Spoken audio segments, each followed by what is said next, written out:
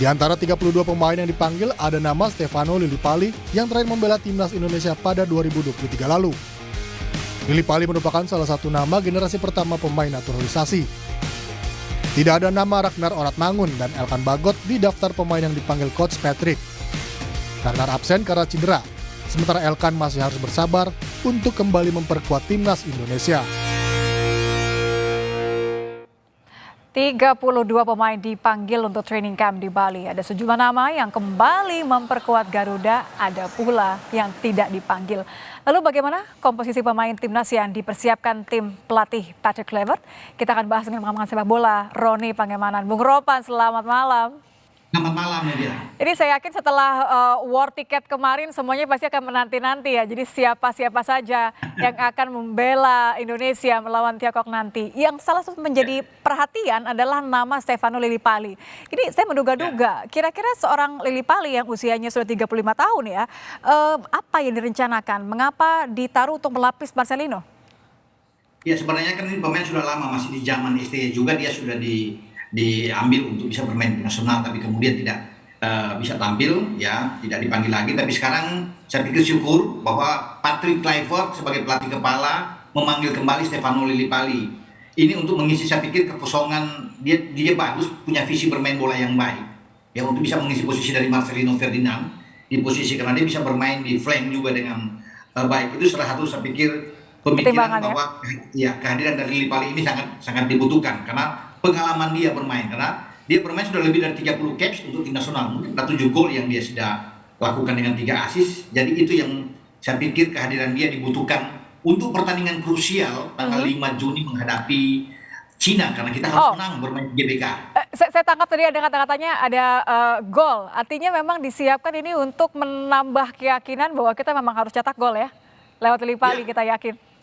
Betul, karena dia kan bukan hanya seorang pemberi assist, passing-passingnya oke, bagus, tapi dia juga seorang pencetak gol yang berbahaya. Di Borneo dia sudah buktikan itu pada musim yang lalu juga sebagai pemain Indonesia yang sangat subur dalam hal mencetak gol. Makanya saya pikir wajar kalau dia dipanggil lagi, dan banyak yang menunggu itu, menunggu kesempatan kapan Lillipali bisa balik, dan ternyata dia ada. Syukur-syukur, karena ini kan 32 pemain yang dipanggil, masih akan ada nanti untuk sampai 23. Itu regulasi. Apakah dia, pertanyaannya itu apakah dia ada sampai di 23 atau dia tersisi?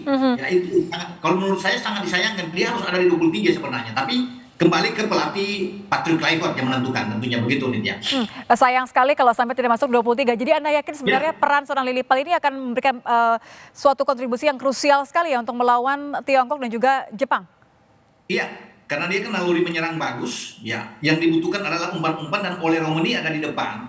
Itu membutuhkan passing-passing yang terukur, yang matang, dan Lillipali bisa melakukan itu dengan baik. Apalagi tapinya apa, Bung Ropan? Tapinya apa? Kalau tadi Anda melihat bahwa tetap ada kemungkinan bisa saja dia tidak masuk ke 23, tapinya tuh apa? Karena memang kami milih tetap Marcelino, atau sebenarnya ada pertimbangan tadi masih mungkin kali Lillipali bermain penuh? Untuk melawan Cina, saya pikir tenaga dia dibutuhkan. Kenapa?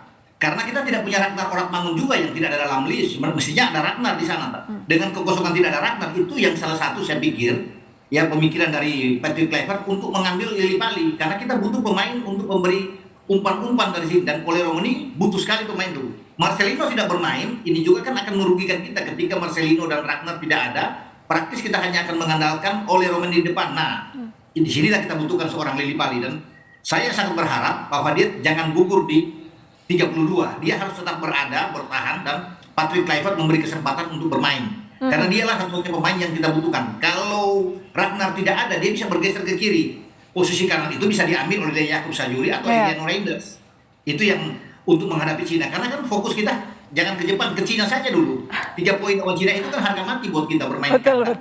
Untuk membuka peluang kita masuk ke paling tidak ke ronde keempat. Makanya dibutuhkan tenaga seperti Lillipali, gitu. Jangan sampai kendor di Tiongkok gitu ya. Ragnar kan sudah pasti ya kemudian tipis karena cedera ya. Elkan juga nampaknya masih harus bersabar. Dengan komposisi seperti ini kita melihat tadi ada kabar baik dari Nasib Palermo ya. Tapi Anda melihat artinya komposisi yang paling mungkin dari 32 masuk ke 23 itu siapa saja yang memang benar-benar diperlukan, Bung Ropan? Iya, memang sangat sulit ya. Itu kan tergantung dari seorang PK sendiri yang akan melihat. Namun nama-nama seperti misalnya yang terakhir bermain dengan Bahrain kita menang itu pasti akan masuk semua. Kecuali Ragnar kan yang tidak bisa bermain dengan Ya. Marcelino, Martin Paes juga tidak bisa bermain. Jadi eh, Emil Audero pasti masuk di sana. Mhm. Kemudian Epic sudah sembuh. Sedikit kelegaan Calvin ya Verdong, Emil ada ya. ya, Kevin Verdong akan main, Jai Itzes, Rizky Ridho, Justin Hubner, itu pasti akan ada di dalam. Tom Haye, Joe Pelupesi, itu akan menjadi inti kekuatan kita. Oleh Romani di depan, kemudian ada Eliano Reinders, dan juga dengan Lili Pali tadi. Jadi 11 ini saya pikir akan masuk di samping nama-nama lain tentunya yang akan ikut. Jadi tidak akan berbeda jauh dengan apa yang ada ketika kita terakhir lawan Bahrain. Mhm. Itu aja, cuma yang membedakan karena kita ada akumulasi kartu 2 orang, Martin Paes dan Marcelino, ditambah dengan cederanya Ragnar. Makanya ada 3 pemain tambahan masuk itu. Salah satu saya pikir adalah Lili Pali akan masuk, Egy Maulana juga pasti akan masuk di sana, Ricky Kambuaya juga akan ikut masuk di dalam, ya, termasuk dengan Jakob Sayuri. Ini nama-nama yang pasti akan diambil oleh Patrick Kluivert untuk bisa bermain nanti melawan Cina. Jadi kalau kita sempat khawatir karena lubang yang ditinggalkan Ragnar dan Elkan ini nampaknya masih akan membuat kita ketar-ketir, harusnya dengan komposisi yang Anda katakan tadi, kita masih punya peluang yang cukup signifikan ya? Oh iya, peluang, apalagi kan bermain di kandang sendiri. Ah, betul. Bisa mendapatkan hasil yang bagus. Jadi kita pasti menang. Saya yakin kita bisa mendapatkan 3 poin penting karena itu kan menjadi harapan semua orang ketika kita bermain di kandang dan harus menang melawan Cina. Kita bisa mendapatkan itu karena kita punya pemain-pemain yang mumpuni kan. Ya. Emil ada tambahan. Ketika di Cina kita kalah belum ada Emil Audero. Ya, oleh Romani belum ada. Joe Pelupesi belum ada. Dean James belum ada. Sekarang mereka berempat ada. Ditambah lagi dengan Lili Pali masuk, saya pikir ini akan sangat kuat buat kita gitu. Jadi kalau kita harus tetap mengakui keunggulan Tiongkok ketika leg pertama, tapi bisa kita katakan bahwa kali ini we are more than ready begitu ya. Jauh lebih berpeluang ya. Tapi Kita justru berpeluang, malah oke, tapi gimana, Bu? kita berpeluang bisa menang, tetapi kan ada satu hal buat kita yang berbahaya, jangan terlalu overconfidence gitu ya. Percaya diri boleh, tetapi jangan terlalu berlebihan untuk bisa bermain. Artinya kita tetap fokus, kita yakin kita bisa memenangkan pertandingan. Dukungan penonton itu saya pikir sangat berpengaruh buat tim lawan. Dengan komposisi pemain kita yang oke, sekalipun kita tidak punya Martin Paes, tidak punya Marcelino dan Ragnar, saya tetap meyakini bahwa komposisi kita itu sangat kuat dibandingkan dengan Cina. Tapi tetap tidak boleh menganggap remeh, tidak boleh menganggap enteng lawan. Karena Cina itu butuh menang melawan Indonesia. Hanya dengan kemenangan melawan Indonesia, peluang Cina untuk lolos ke putaran keempat terbuka. Karena setelah lawan Indonesia, mereka akan menjamu Bahrain. Nah, itu yang posisi mereka. Jadi mereka akan habis-habisan juga melawan Indonesia. Itu harga mati buat mereka untuk menang. Makanya ini pertandingan yang seru memang, tapi kita diuntungkan bermain di kandang gitu Nitya. Apa yang Anda lihat evaluasi yang benar-benar tidak boleh luput kali ini? Walaupun kita semua punya all the advantage ya, kita punya tadi pemain-pemain yang kita punya Emil tadi, kita punya bermain di kandang, komposisi squad yang sebenarnya jauh lebih pas begitu ya. Apa kesalahan atau celah yang tidak boleh diulang kali ini yang mungkin saja dimanfaatkan oleh Tiongkok? Iya, artinya pemain tentunya tetap harus fokus. Dan kita tetap harus bisa mengendalikan permainan. Kita harus bisa menguasai ball position melawan mereka. Mungkin mereka akan bermain sama seperti kita, ini Tiongkok atau Cina. Seperti ketika mereka mengalahkan kita, mereka akan lebih menunggu untuk counter attack melawan kita. Nah, kita pasti akan tentunya Patrick Kluivert kan berbeda dengan cara STY menangani tim ini. Dia tahu apa yang dia harus lakukan.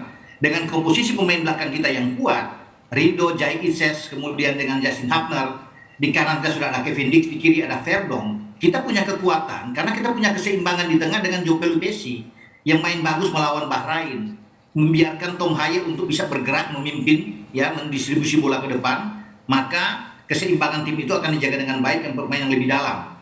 Pemain Joe Pelupesi itu yang membuat saya yakin bahwa keseimbangan tim kita lebih bagus dibandingkan dengan lawan. Tapi tetap kita tidak boleh menganggap remeh. Tapi bolehlah kita berdoa ya. Jadi kalau menurut Anda, Bung Ropan, berapa kita bisa angka yang bisa didapat lah? Iya, yang penting judul temanya menang. Tidak perlu dengan skemanya. Ya, berapapun angkanya harus menang ya. 1-0, 2-1, ya syukur-syukur 2-0.